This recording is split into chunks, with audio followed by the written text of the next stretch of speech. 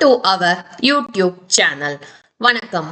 இன்னைக்கு நம்ம பார்க்க போறது முதலாம் ராஜேந்திர சோழன் கட்டிய கங்கை கொண்ட சோழபுரம் பிரகதீஸ்வரர் கோவில், அரியலூர். இந்த கோவில் தமிழகத்தின் அரியலூர் மாவட்டத்தில் ஜெயங்கொண்டத்திற்கு அருகே உள்ள கங்கை கொண்ட சோழபுரம் என்ற கிராமத்தில் அமைந்துள்ளது.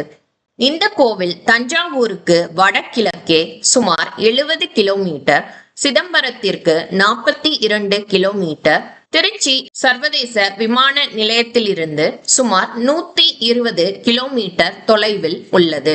கோவில் திறக்கும் நேரம் காலை 6 மணி முதல் 12 மணி வரை, மாலை 4 மணி முதல் இரவு 8 மணி வரை திறந்திருக்கும். ஸ்தல தீர்த்தம் சிம்மக்கிணறு. இந்த சிங்கத்தின் வயிற்று பகுதி வழியாக இறங்கி பக்கத்து கிணற்றில் தண்ணீர் எடுப்பது போல அமைத்துள்ளனர். ஸ்தல விருட்சம் வன்னி மரம். கோவில் சிறப்பம்சங்கள். தமிழகத்திலேயே மிகப்பெரிய லிங்கம் இங்குதான் உள்ளது. இங்குள்ள நந்தி சுண்ணாம்பு கல்லில் செய்யப்பட்டு தரையில் அமர்ந்துள்ளது. இங்கு நந்தி மூலஸ்தானத்திலிருந்து 200 மீட்டர் இடைவெளியில் உள்ளது. தினமும் பகலில் இந்த நந்தியின் மீது சூரிய ஒளி பட்டு அந்த ஒளி கருவறையில் உள்ள லிங்கத்தின் மீது பிரதிபலிப்பது மிகவும் சிறப்பு. மூலஸ்தானத்தில் உள்ள விளக்குகளை அணைத்துவிட்டு இருட்டில் லிங்கத்தை பார்த்தால் மிகவும் அற்புதமாக இந்த ஒளி தெரியும் வகையில் வடிவமைத்துள்ளனர் நம் சிற்ப வல்லுநர்கள். கோபுர கலசத்தின் நிழல் கீழே விழுவது கிடையாது. கருவறையில் உள்ள லிங்கத்தின் அடியில் சந்திரகாந்த கல் பிரதிஷ்டை செய்யப்பட்டுள்ளது. இதன் சிறப்பு என்னவென்றால், வெயில் காலத்தில் வெப்பத்தை குறைத்து குளிர்ச்சியை கொடுக்கும், குளிர்காலத்தில் குளிர்ச்சியை குறைத்து இதமான வெப்பத்தை தரும். பெரிய நாயகி அம்மன் பெயருக்கேற்றாற் போல 9.5 அடி உயரத்தில் பிரம்மாண்டமாக அருள் பாலிக்கிறார். இங்குள்ள நவகிரகம் மற்ற கோவில்களைப் போல் இல்லாமல் ஒரே கல்லில் தாமரை பூ வடிவில் மிகவும் சிறப்பாக அமைக்கப்பட்டுள்ளது. மேலும் இந்த கோவிலை தொல்பொருள் ஆய்வுத்துறை பாரம்பரிய நினைவு சின்னமாக பராமரித்து வருகிறது.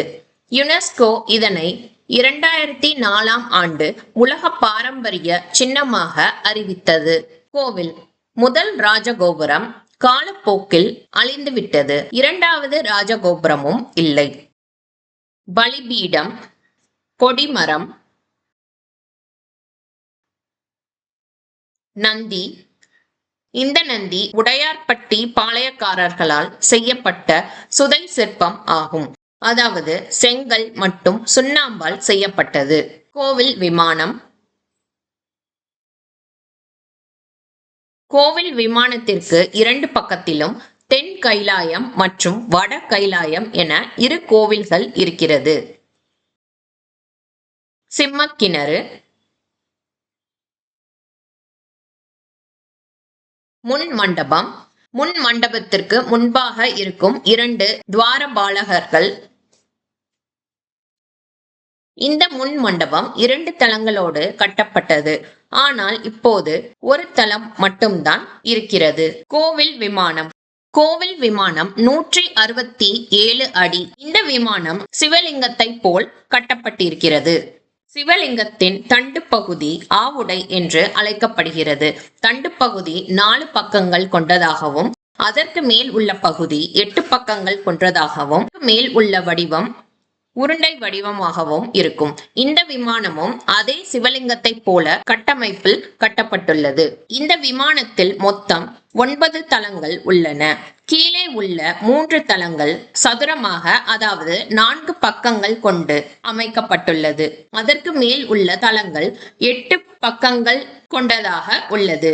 சிகரம் உருண்டை வடிவில் உள்ளது. அதனால் இந்த கோவில் விமானம் சிவலிங்கம் போல அமைக்கப்பட்டுள்ளது என்று சொல்லப்படுகிறது. இங்குள்ள கோபுரம் சோழர் கட்டடக்கலைக்கு எடுத்துக்காட்டாக விளங்குகிறது. தஞ்சாவூரை போலவே இங்கும் சிவலிங்கத்தை பிரதிஷ்டை செய்த பின் கோபுரம் கட்டப்பட்டுள்ளது. 216 அடி உயரமுள்ள தஞ்சாவூர் கோபுரம் கீழிருந்து மேல் ஒரே சீராக கட்டப்பட்டிருக்கும். ஆனால் 167 அடி உயரம் 100 அடி அகலமும் உள்ள இந்த கோவிலின் கோபுரம் கீழிருந்து 100 அடி உயரம் வரை அகலமாகவும் அதன் பின் உயரம் குறுகலாகவும் கட்டப்பட்டுள்ளது. கோபுர கலசத்தின் நிழல் கீழே விழுவது கிடையாது. தஞ்சாவூர் பெரிய கோயிலுக்கு அடுத்தபடியாக இந்த கோவில் விமானம்தான் தமிழகத்தில் பெரிய விமானம் ஆகும். தென் கைலாயம் சிதைந்து விட்டது. இந்த கோவிலில் அழகிய கல்வெட்டுகள் பலவற்றை நாம் காணலாம். கைலாயம் இது ஒரு காலத்தில் சிவன் கோவிலாக இருந்தது. இப்பொழுது அம்மன் கோவிலாக உள்ளது. பழங்கால ஓவியங்கள் எல்லாம் அழிந்த நிலையில் காணப்படுகின்றன. திருச்சுற்று மாளிகையும் அழிந்த நிலையில் இருக்கிறது.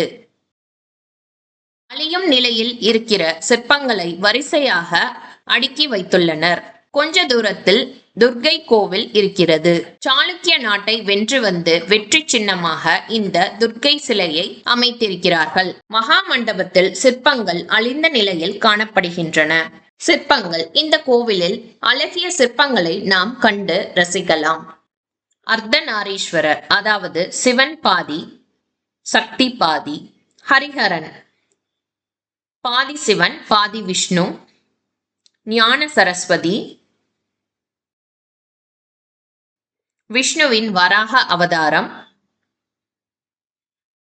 சிவபெருமான் சண்டிகேஸ்வரருக்கு முடிசூட்டும் சிற்பம்,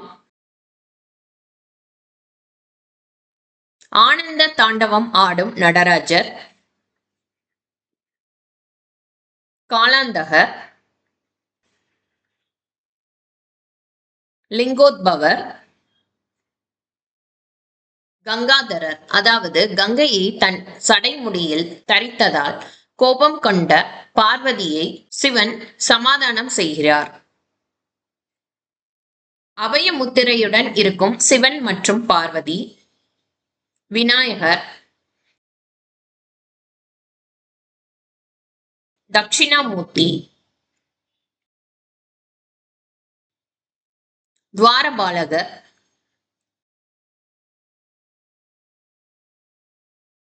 காளி,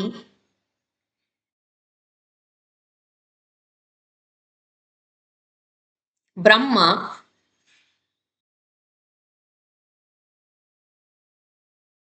விஷ்ணு, கஜலட்சுமி, விஷ்ணு துர்க்கை,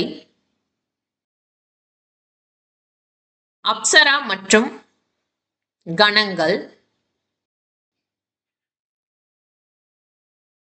நாரதர், தட்சிணாமூர்த்தி உருவத்தை ஒத்த ஒரு உருவம்,